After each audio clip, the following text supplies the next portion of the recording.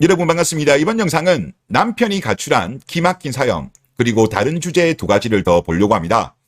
본론에 들어가기에 앞서가지고 좀 한 가지 이야기를 하면, 제가 영상을 시작했을 때 초창기 같은 경우는 10분 중반대 후반대 영상이 많았어요. 그런데 요즘은 갈수록 시간이 줄고 있습니다. 그러다 보니까 몇몇 분들께서 영상을 좀 길게 해주면 안 되겠냐, 그런 요청이 간간히 있더라고요. 제가 영상 시간이 줄어드는 거는 중복된 내용을 가급적 줄이다 보니까 계속적으로 줄어드는 것 같습니다. 그런데 한 주제를 가지고 늘리려고 하면 이게 아무래도 중복된 내용이 많아지고 지루해 할 수도 있을 것 같아가지고 제가 고민을 하다가 차라리 그냥 따로 한 영상으로 뽑기 애매했던 주제들이 있어요. 이제 그런 거를 조금 같이 엮어서 한번 좀 이야기를 해볼까 합니다. 이번부터. 자, 첫 번째. 남편이 가출한 기막힌 사연부터 한번 볼게요. 탐정들의 영업비밀 채널A에서 방송된 겁니다. 최근에 방송된 거더라고요. 저도 영상을 직접 봤는데, 아이 군육 문제로 다투고 2년 넘게 남편이 가출을 했다라고 의뢰인이 이야기합니다. 아내가 의뢰를 한 거예요. 현재 법적으로는 사실혼 관계라고 합니다. 그리고 아내는 희귀병이 있대요. 그리고 이 남자를 만나기 전부터 원래 건강이 안 좋았고 현재는 생활고를 겪고 있다고 합니다. 그리고 남편을 찾는 가장 큰 이유는 아이에 대한 양육비 때문이라고 해요. 그리고 탐정들이 결국은 남편을 찾았어요. 남편을 찾았는데 이 남편의 말은 아이는 정말 보고 싶다. 하지만 아내와는 재결합의 생각은 없다라고 이야기를 해요. 하지만 양육비 지급은 약속을 합니다. 지금 이 남편 같은 경우는 당구장에서 알바를 하고 있는가 봐요. 200만 원 벌고 있다라고 하고 월 50에서 70 정도, 이 정도는 양육비를 주겠다라고 이야기를 합니다. 그리고 아내는 정확하게 남편이 왜 나갔는지를 모르는 것 같더라고요. 그래서 이것도 요청을 했는데, 그래서 탐정들이 물어봅니다. 왜 나갔냐 하니까 남편의 대답이 쪽팔려서 어디 가서 말을 못하겠다. 그러면서 구체적으로 어떤 내용인지 말해주는데, 여름에 아이하고 아내하고 본인하고 남편의 중학교 동창이랑 4명이서 가족여행을 떠났대요. 그리고 가족여행을 마치고 며칠 지난 이후에 아이가 아빠한테 이상한 이야기를 하는 거예요. 엄마하고 삼촌하고 아빠가 잘 때 둘이서 옷 다 벗고 뭘 했다라고 아이가 이야기한 거예요. 처음에는 남편도 아이의 충격적인 이야기에 대해서 믿지 않았다라고 합니다. 그런데 그 이후에도 아내가 또 펜션에 놀러 가자라고 이야기를 했고, 놀러 가면서 남편의 동창이랑 같이 가자고 그렇게 이야기하다 보니까 아무래도 다른 것도 더 하긴 했겠죠. 이것 때문에 결국은 가출을 한 겁니다. 2년 반 동안. 아무래도 탐정들 같은 경우도 이게 크로스 체크를 한번 해보려고 아내한테 전화를 합니다. 잠자리가 있으셨는지. 그런데 아내의 답변이 있긴 있었다라고 자백을 합니다. 이까지는 제가 뭐 그럴 수도 있다라고 봤는데, 이 뒷부분이 가히 충격적입니다. 제가 설명란에다가 이 부분을 링크를 걸어둘게요. 아마 여러분들 보시면 정말 적반하장도 유분수라는 말이 들어맞는 케이스입니다.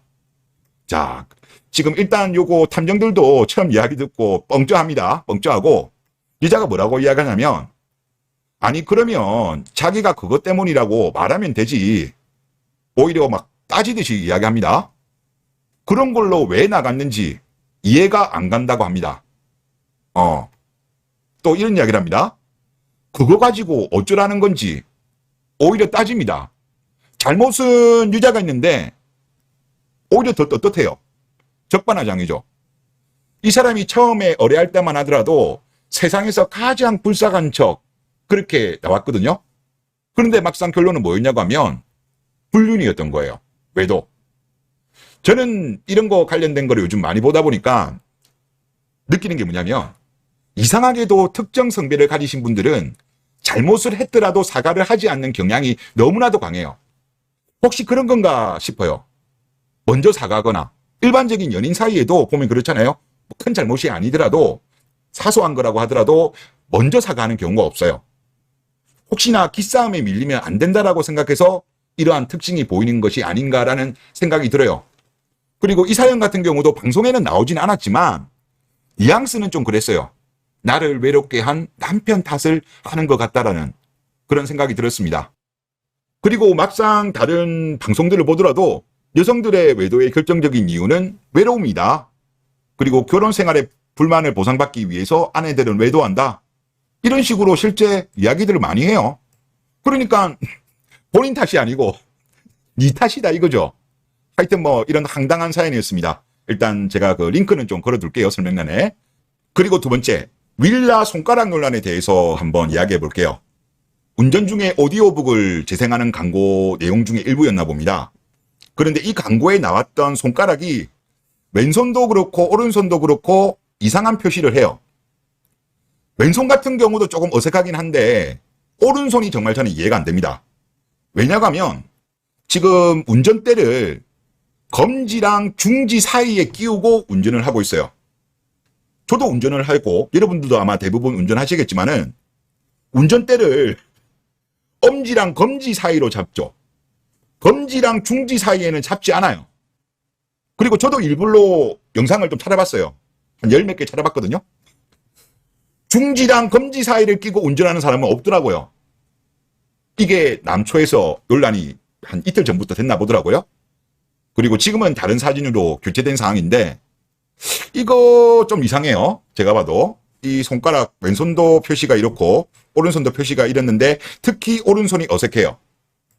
그런데 이 사진이 윌라에서 가져온 게 아닙니다. 윌라 본인들이 직접 제작한 사진이 아니고 셔터스톡이라는 유료 이미지 사이트가 있어요. 여기에서 남자 사진작가가 2016년도에 올린 사진입니다. 아무리 이게 셔터스톡에 올라왔던 이미지를 사용했다고 하더라도 최근에 르노 사태도 있었고 하여튼 손가락 논란이 요즘 워낙 많잖아요. 이런 와중에도 이런 사진을 올렸다는 거는 저는 이해가 안 돼요. 저의 개인적인 추정입니다. 은근슬쩍 스리슬쩍 케이스 아닌가.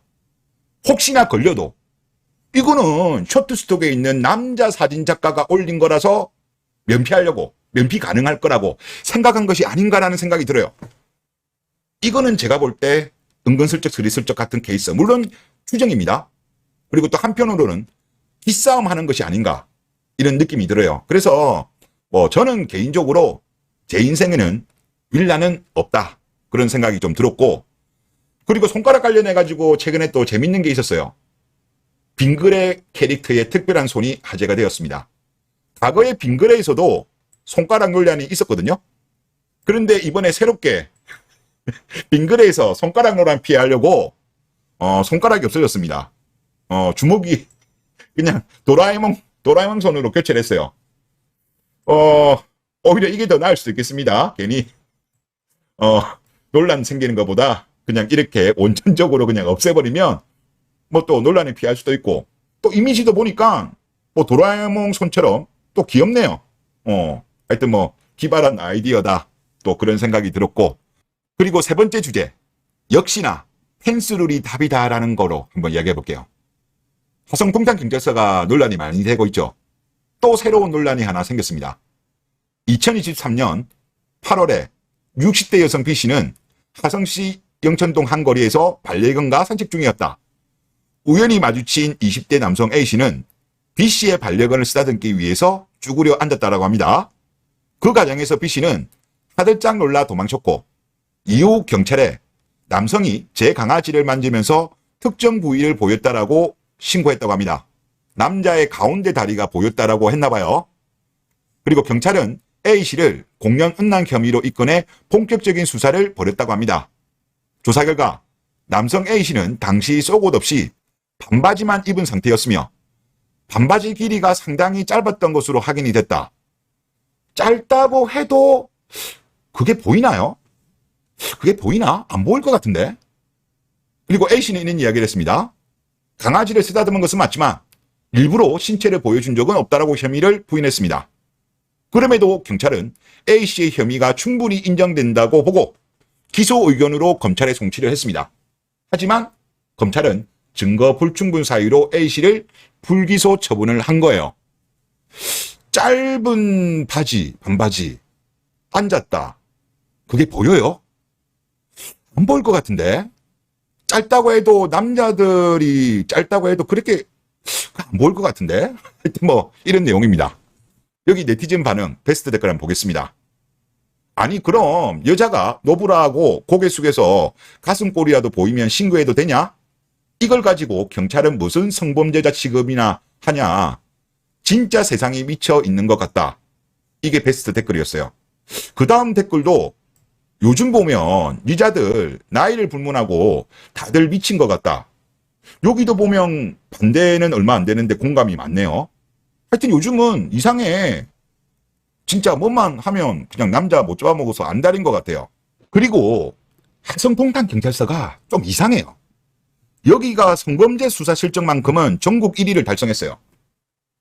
그런데 동탄이라는 지역이 신도시잖아요. 신도시인데 신도시들이 보면 보통 이제 교통사고라든가 범죄라든가 이런 게 적어요. 대부분 다. 지금 이 자료 같은 경우는 뭐냐면 전국 4대 강력범죄 발생 현황인데 1등이 경기 평택 6,193건, 경기 수원 남부 5,648건, 그리고 경기 오산 같은 경우는 7위입니다. 4,964건. 반면 경기 화성 동탄 15건. 전국에서 가장 낮아요. 그리고 지도상으로 보더라도 여기가 수원 남부, 오산, 이 중간이 동탄이잖아요. 그런데 여러분들 우리가 상식적으로 생각했을 때 강력범죄가 많은 지역일수록 성범죄가 비례관계겠죠. 강력범죄가 적으면 성범죄도 적어야 되는데 이상하게 동탄 같은 경우는 강력범죄는 전국에서 1인데 밑에서 성범죄는 전국에서 상위 1위예요. 이거 좀 이상하네요.